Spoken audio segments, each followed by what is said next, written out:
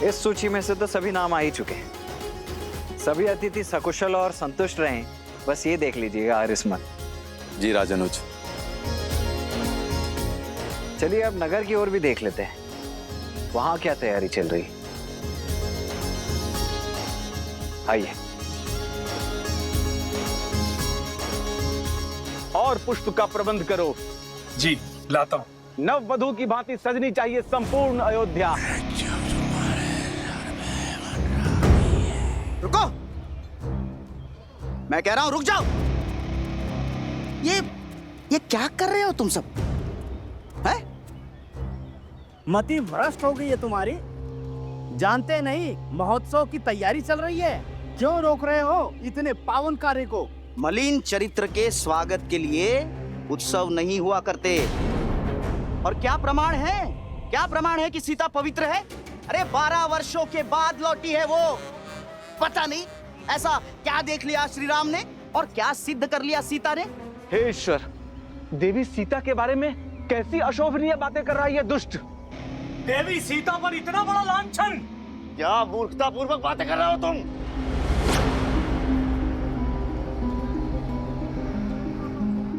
सत्य बोल रहा हूं मैं, केवल सत्य। अरे हमने सीता को इसलिए अपनाया क्योंकि उन्होंने स्त्रियों के अधिकार की बात की, उन्हें सम्मान दिलाया। किंतु प्रश्न तो ये है, क्या सीता पुनः राज सिंहासन पर बैठने के योग्य है? क्यों महल में प्रवेश से पहले वो 2 दिन मंदिर में तप कर रही है ताकि उसके पाप धुल जाए? तो साहसी मानो, छोड़ दो मुझे, मैं इसके प्राण ले लूंगा।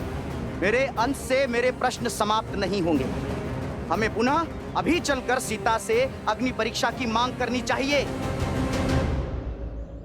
देखा, सुना आप लोगों ने कैसी बातें कर रहा है ये पापी। पाप मुझ में नहीं, श्री राम के इस निर्णय में। यदि सीता को राज सिंहासन पर बैठना है तो उसे हम अयोध्या वासियों के समक्ष अग्नि परीक्षा देनी ही होगी। गुस्सा से मैं इसे छोड़। शांत।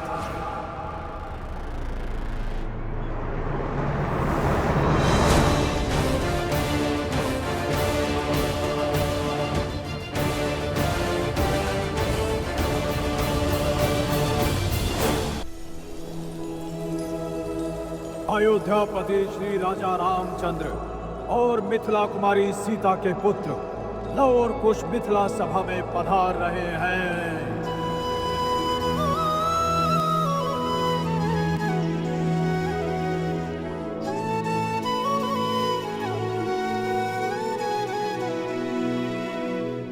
जिनमें देखी राम सिया पर छाई, वो लव कुश सच में है सुत रघुराई।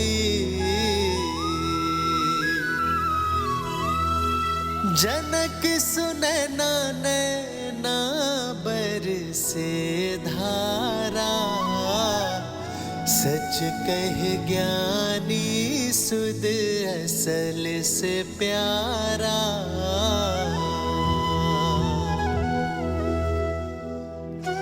प्रणाम नानी श्री।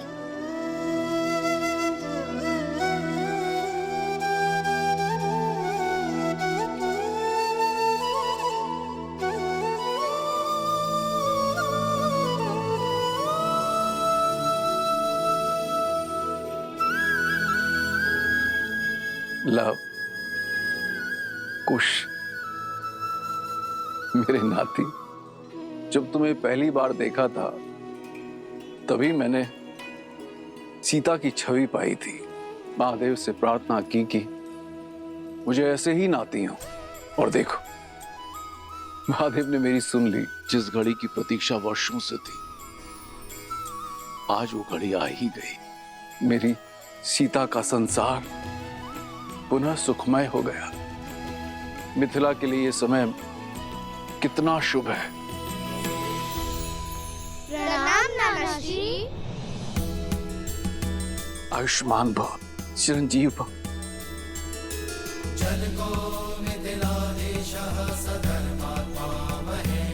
मेरी पुत्रियों के अंश आज मिथिला पधारे हैं। मिथिला के आंगन में वसंत ले आए हो तुम सब। वसंत तो अयोध्या में भी आया है महाराज जनक, और इसी वसंत के उत्सव के लिए हम अयोध्या और श्री राम की ओर से संपूर्ण मिथिला को निमंत्रण देने आए हैं कि आप सब पधारे और सियाराम मिलन के साक्षी बने। अवश्य अवश्य आएंगे। पूरा मिथिला आएगा मैथिली के स्वागत के लिए। महाराज जनक, मन में एक प्रश्न था, पूछने की आज्ञा है? अवश्य आज्ञा है, किंतु उससे पूर्ण मेरे एक प्रश्न का उत्तर दो। क्या मैं तुम्हारे लिए महाराज जनक हूं या तुम्हारा नाना?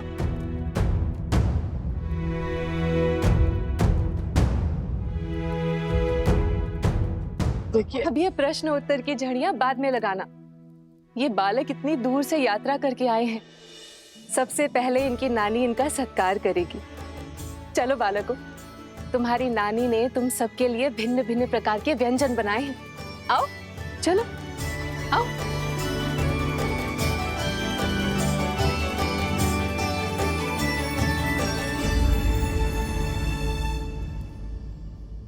चलिए आप सभी अपने अपने कार्य पर जाइए। महोत्सव के आरंभ में अधिक समय शेष नहीं है, और आप में से जिस किसी के भी मन में इस मूर्ख की बातों से कोई भी संदेह उत्पन्न हो रहा है, वो सब आइए मेरे साथ।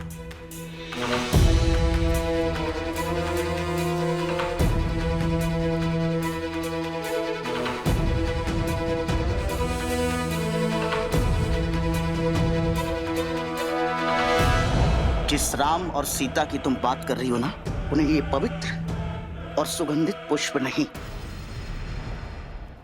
कांटों का हार मिलना चाहिए, और मैं बनाऊंगा ये कांटों का हार उन दोनों के लिए। ये सब आप क्या कह रहे हैं? क्या करने वाले हैं आप?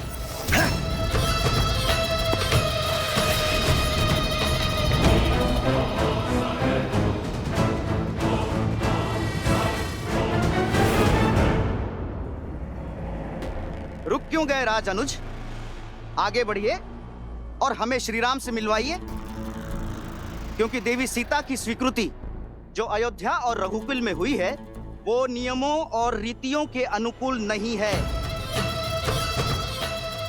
देवी सीता पर लांछन जो है वो अयोध्या वासियों ने लगाया था, तो अब उन्हें अपनी शुद्धता, अपनी पवित्रता और अपनी सुचिता का प्रमाण भी अयोध्या वासियों के समक्ष ही देना होगा, अग्नि परीक्षा के माध्यम से।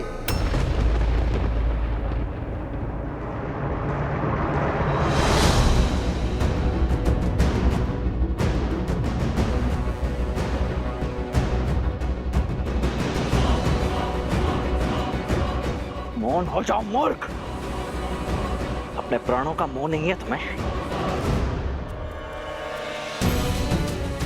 देवी सीता के प्रति ऐसे अमर्यादित प्रश्न करने वालों का यही दंड उचित है। कुबुद्धि और मलिन विचारों से ग्रसित हैं ये लोग। ये जिह्वा मनुष्य के सौभाग्य और दुर्भाग्य दोनों का कारण बनती है। जब जिह्वा से सत्य के पुष्प बरसते हैं तो यश मिलता है, परंतु यदि असत्य के कांटे बहने लगे तो यही मृत्यु का कारण भी बनती है। अयोध्या की महारानी सीता यहाँ की प्रजा की माता है।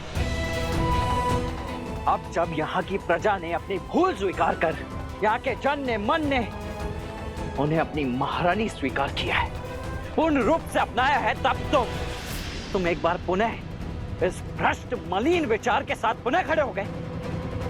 लोक अपवाद की जो अग्नि शांत हो चुकी थी, उसमें घी डालने का प्रयास कर रहे हो तुम। 13 वर्ष के तप ने उन्हें प्रशिक्षित किया है। स्वयं भगवान वाल्मीकि उसके साक्षी हैं, और किस साक्षी की प्रतीक्षा है तुम्हें? वन में मोर नाचा किसने देखा? भगवान वाल्मीकि देवी सीता के सत्य के साक्षी बने, हम तो नहीं ना। केवल कही सुनी बातों पर कैसे विश्वास कर ले?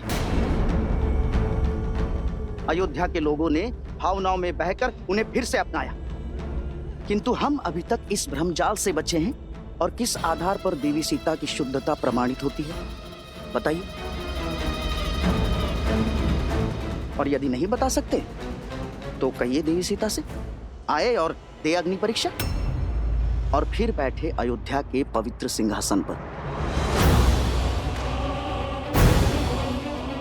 जगाया उसे जाता है जो सो रहा हो, परंतु जो जागते हुए सोने का ढोंग कर रहा हो वो तुम जैसा कोई कुतर्की ही हो सकता है।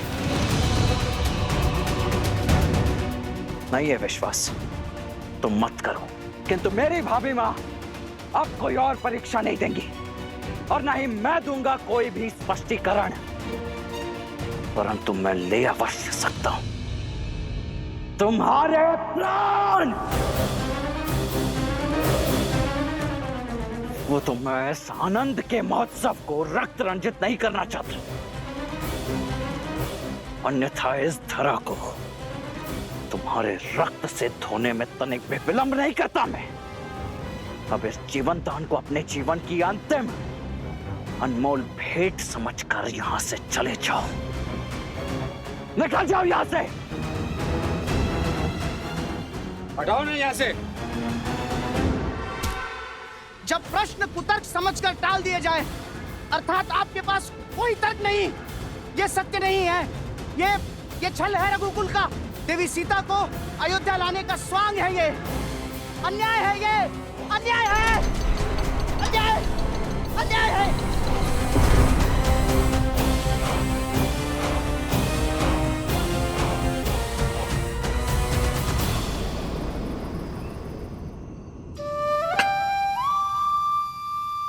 ये लो एक और खा लो। नहीं नहीं, बस और नहीं नानी श्री, पेट भर गया। ठीक है मत खाओ। मालपुआ जो तुम अभी खा रहे हो वही तुम्हें माता के हाथों से भोज में भी खाना है। और क्या ज्ञात तो है कि नानी श्री के हाथ में अधिक स्वाद है या उनकी पुत्री हमारी बड़ी माता श्री के हाथ में?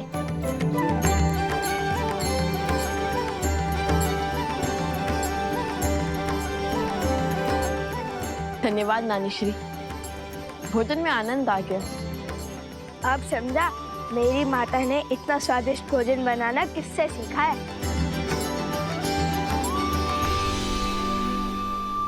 धन्यवाद केवल नानी श्री को, नाना श्री को कुछ नहीं। धन्यवाद महाराज जनक। धन्यवाद महाराज जनक।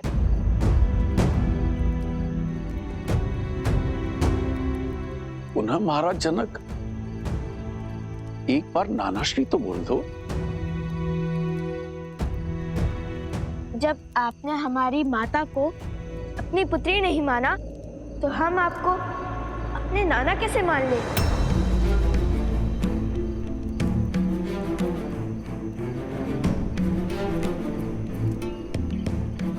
कारावर्ष आपकी पुत्री वन वन भटकती रही, एक राजकुमारी होकर भी एक वनवासिनी का जीवन जीती रही।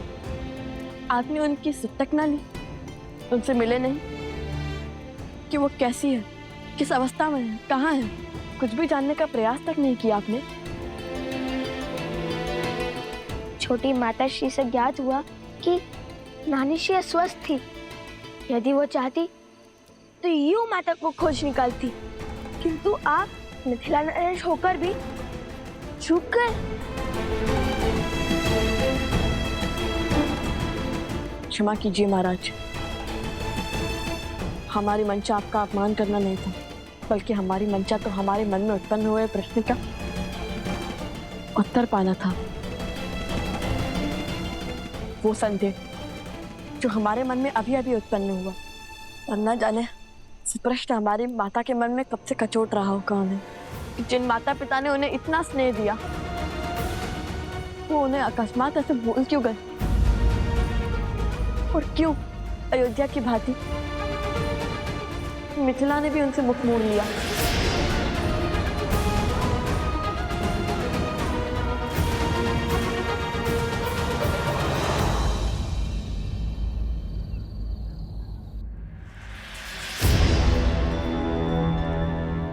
सुख के क्षण में संदेह की आंधी आना उचित नहीं। उस व्यक्ति का भाभी मां के चरित्र पर पुनः प्रश्न उठाना ये विचित्र भी है और विचारणीय भी।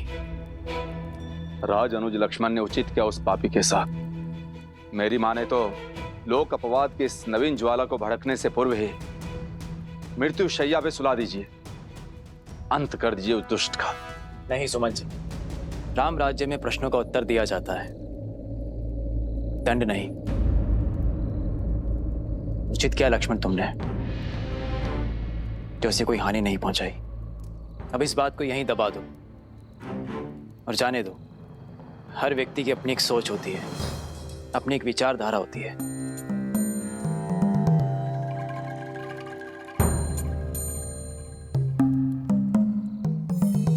जब संपूर्ण अयोध्या ही महोत्सव के रंग में रंगी है, तो हमें चिंता करने की कोई आवश्यकता नहीं। महोत्सव की तैयारियां जैसे चल रही है, चलने दो। और हाँ, ये बात भैया तक ना पहुंचे, अन्यथा उन्हें बहुत कष्ट होगा। इतने वर्षों के बाद उनके जीवन में सुख लौट के आया है, और ये सुख दुख में परिवर्तित नहीं होना चाहिए।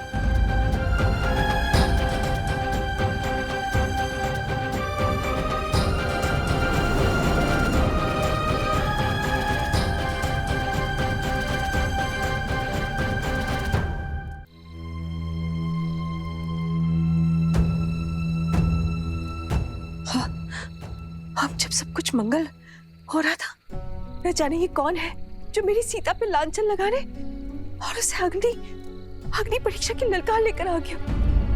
मुझे ही कुछ करना होगा, मुझे ही कुछ करना होगा। मैं आमरण व्रत करूंगी, जो अपने घर की सुख शांति के लिए बहुत अच्छा होगा। यही उचित होगा। दीदी, आप व्यर्थ ही चिंता कर रही। इस बार केवल अयोध्या नरेश राम ने ही नहीं, अपितु संपूर्ण अयोध्या ने सीता को मन से स्वीकारा है। सब कुछ सुलझा हुआ है। फिर आप अपने मन को क्यों उलझा रही हैं दीदी? देखिए ना, कैसे पूरी अयोध्या उत्सव की तैयारी में लीन है।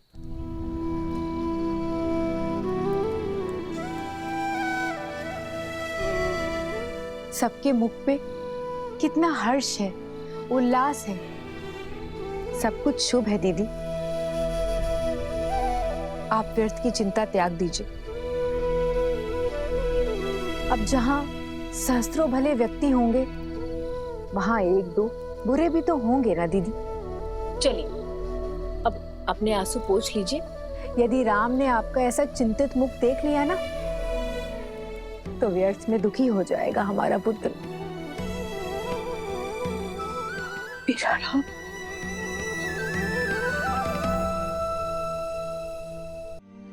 नहीं पुत्रो, ऐसा कतई नहीं है। यदि तुम्हें लगता है कि हम हमारी सीता को भूल गए हैं, तो ये तुम्हारी भूल है। और सुना ना, भूल तो मुझसे हुई है। इतने वर्षों तक अपनी पुत्री की सुध न लेने की भूल, उसकी कुशलता का ध्यान न रखने की भूल। यदि संतान सक्षम भी है, तब भी माता पिता को उसके साथ खड़े रहना चाहिए।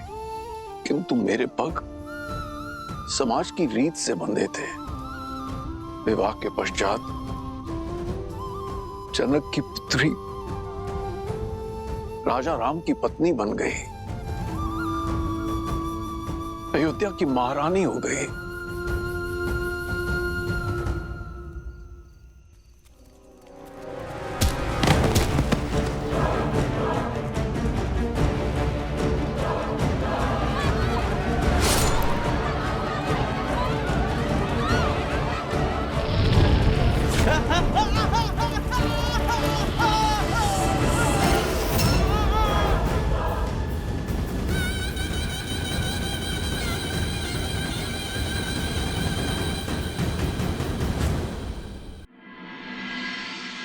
हमारा राज्य राजा राम के अधीन ही तो है। राजा राम हम सब के महाराज हैं। अयोध्या का ध्वज इस आकाश पर सबसे ऊंचा लहराता है। और उस समय राजा राम ने अपने सिंहासन पर बैठकर जो निर्णय हमें सुनाया, उसका सम्मान करना, उसका पालन करना मेरा कर्तव्य था। किंतु मेरा मन उस निर्णय को मानने के लिए सच नहीं था। और तभी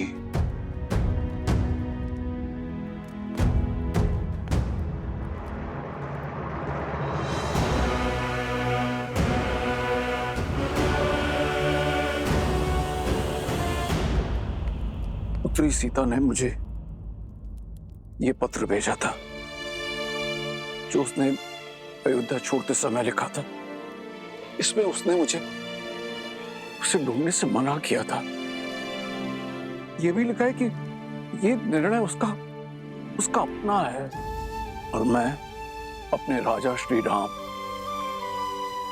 राम राज्य की कल्पना के विरुद्ध ना जाऊं। मुझे स्वयं पर जितनी गिलानी है उससे कहीं अधिक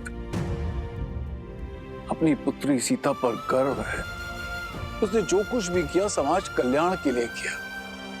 मेरे हाथ बांधकर उसने समाज के हर पुरुष को स्त्रियों के विरुद्ध विकट विचारों से मुक्त कर दिया। मैं अपनी भूल स्वीकारता हूं।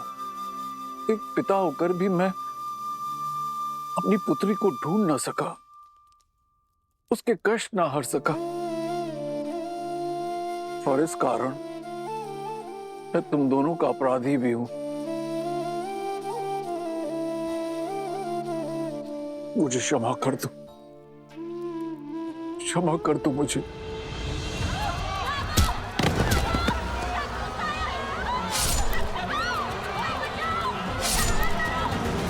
क्षमा कर दो मुझे। नहीं महाराज, आप हमसे क्षमा मत मांगिए। आप हमसे बड़े हैं। बड़ा उसमें भी बड़प्पन तो नहीं दिखा पाया ना। यदि मैंने अपनी पुत्री को ढूंढने का प्रयत्न किया होता तो मुझे ये तो ज्ञात होता कि मेरे दो नाती और भी हैं।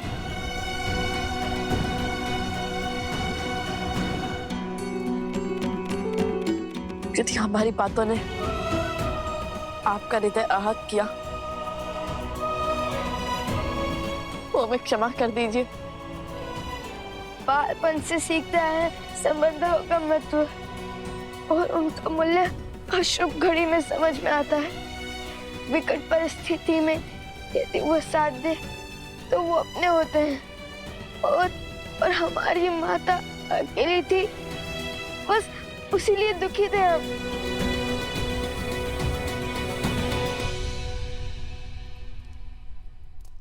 आंसू पोछिए नाना श्री।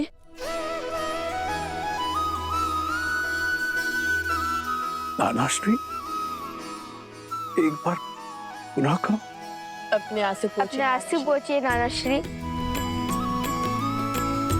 जब अपनी पुत्री सीता से मिलूंगा तो एक राजा नहीं अपितु पिता होने के नाते उससे क्षमा अवश्य मांगूंगा।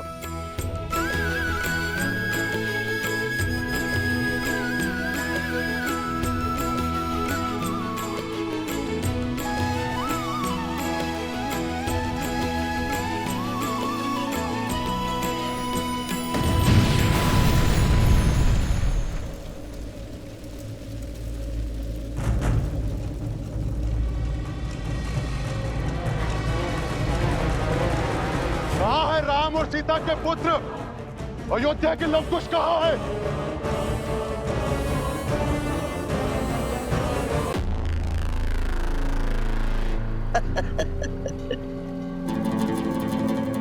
कहने को श्री राम की परछाई श्री राम और अपनी प्रजा के प्रश्न का उत्तर नहीं दे पाए। बताइए, अयोध्या में चल रहा ये महोत्सव, ये उत्साह सब स्वांग है, स्वांग। कैसा स्वांग? हमारे भोले भाले मन को छलने का स्वांग, हमारे विश्वास को तार तार कर देने का प्रयास। हम भी कितने मूर्ख हैं, नहीं?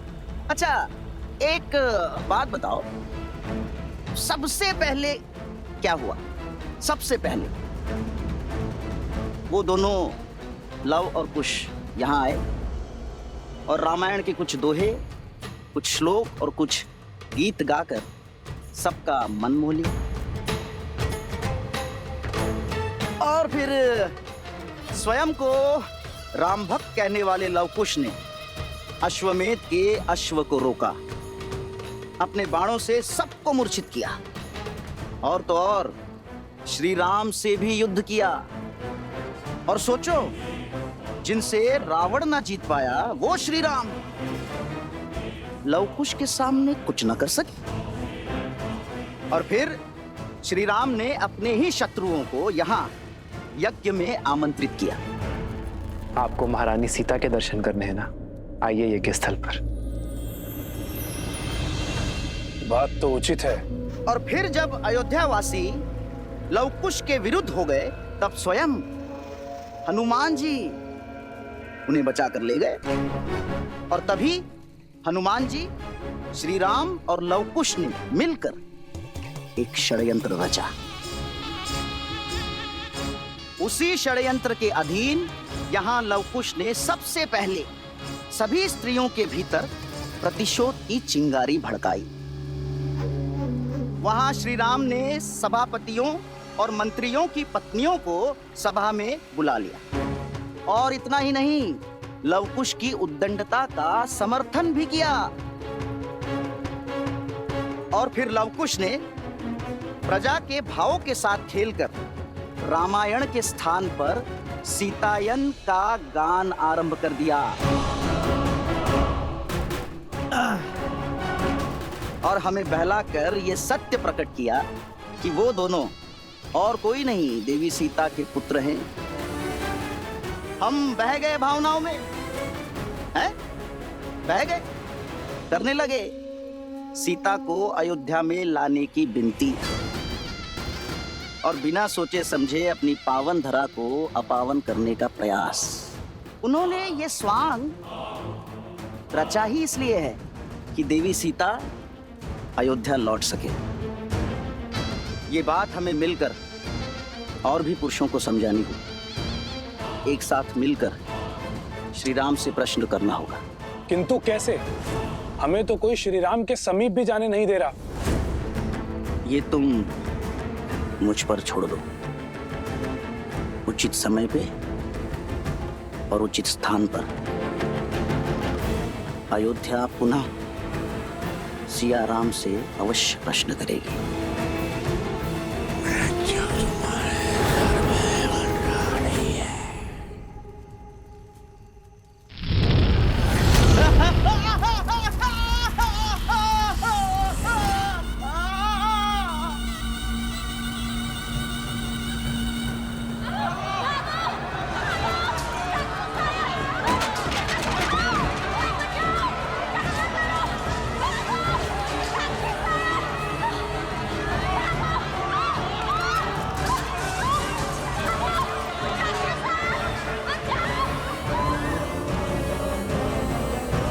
अयोध्या के लवकुश बाहर आओ।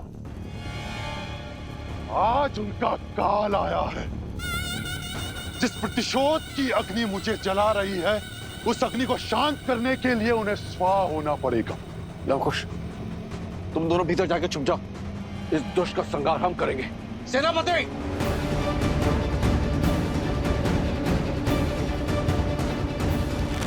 नहीं नानाश्री, रघुकुल का नियम है कि जिसे ललकार मिले वही प्रहार का उत्तर देता है, और ये हमें पुकार रहा है। तो इसका भी सामना हम ही करेंगे। नहीं, मेरी सीता तो मुझसे दूर हो गई, पर उसके अंशों को दूर नहीं होने दूंगी। नहीं।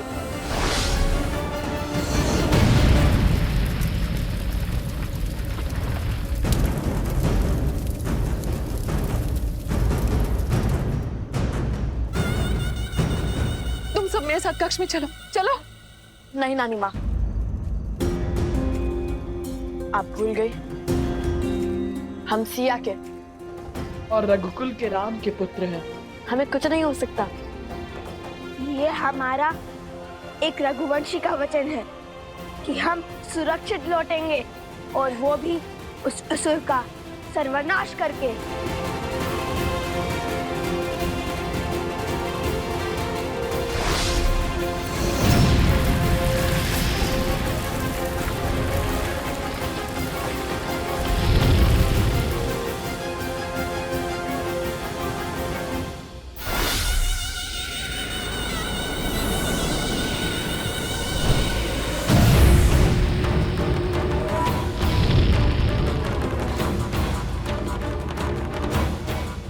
चुप कर बैठे हो लवकुश, बाहर आओ। पिंगलाश तुम्हें चुनौती दे रहा है।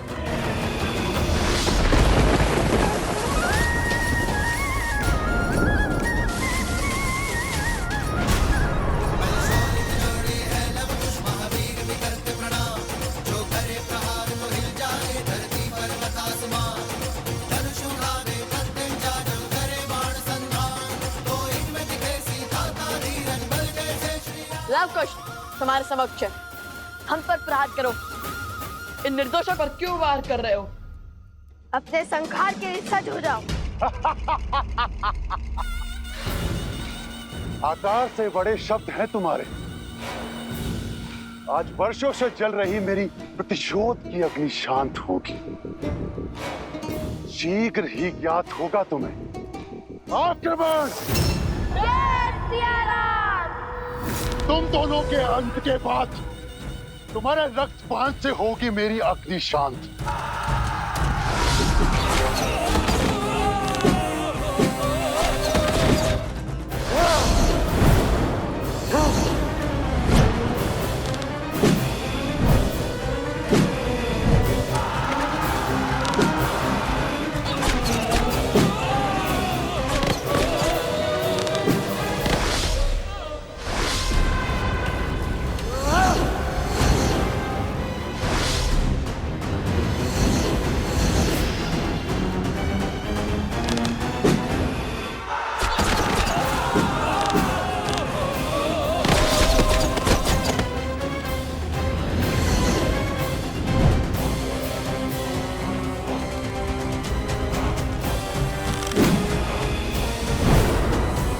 प्रतिशोध की कैसी अग्नि है पिंगलाक्ष, जिसमें तुम अपने ही लोगों को बलि चढ़ाए जा रहे हो?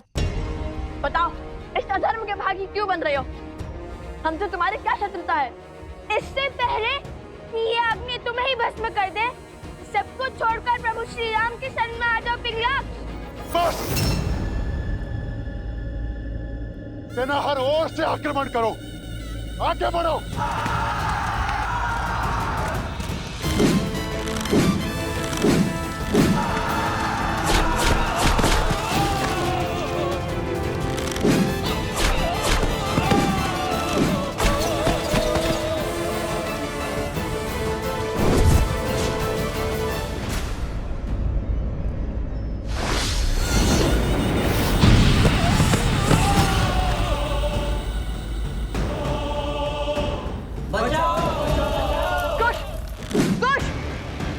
तुम जाकर उन्हें बचाओ, मैं इन असुरों का सामना करता हूँ। जाओ, जल्दी जाओ।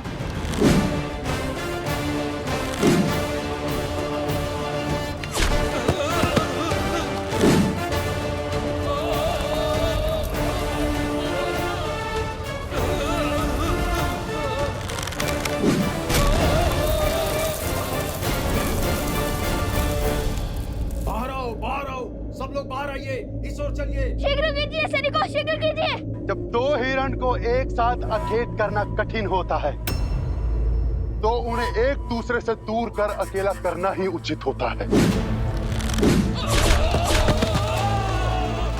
शीघ्र कीजिए, सब सुरक्षित तो है ना?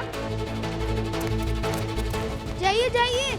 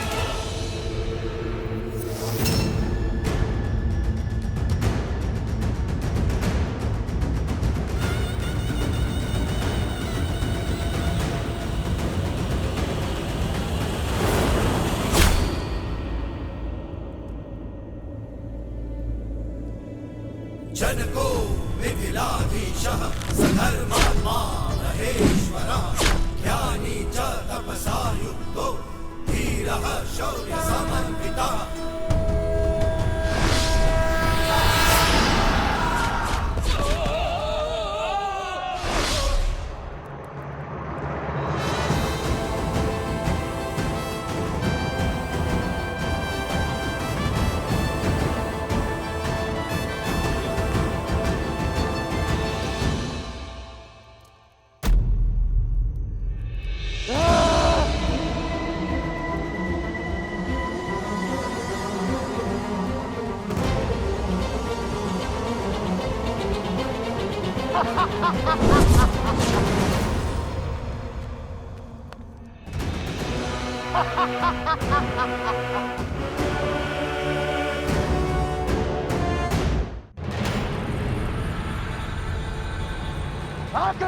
सावधान असो।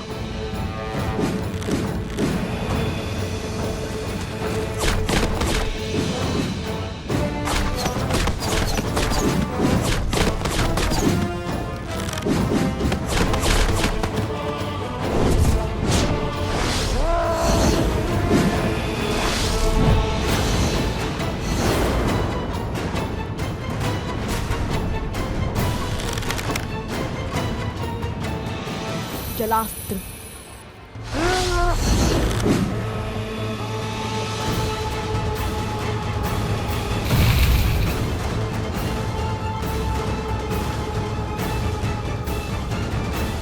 जलास्त्र। जलास्त्र।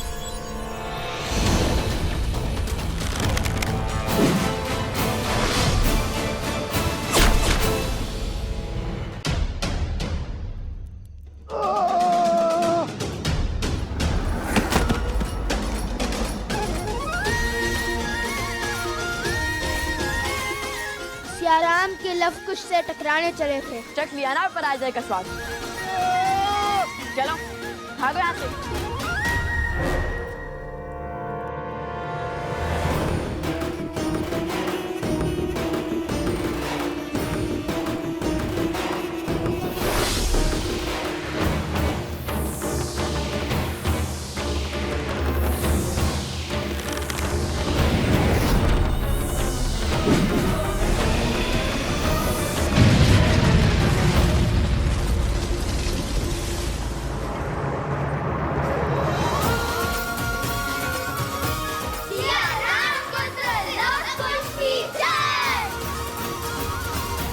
कौन था ये? और भला हमें क्यों मारना चाहता? और वो भी तब जब माता पुनः अयोध्या लौट रही है।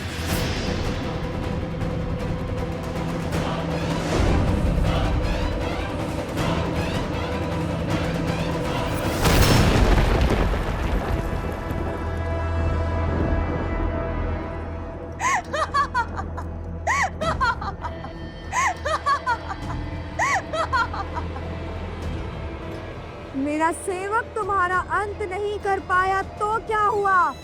मैं शूर्पणखा करूंगी तुम्हारा अंत।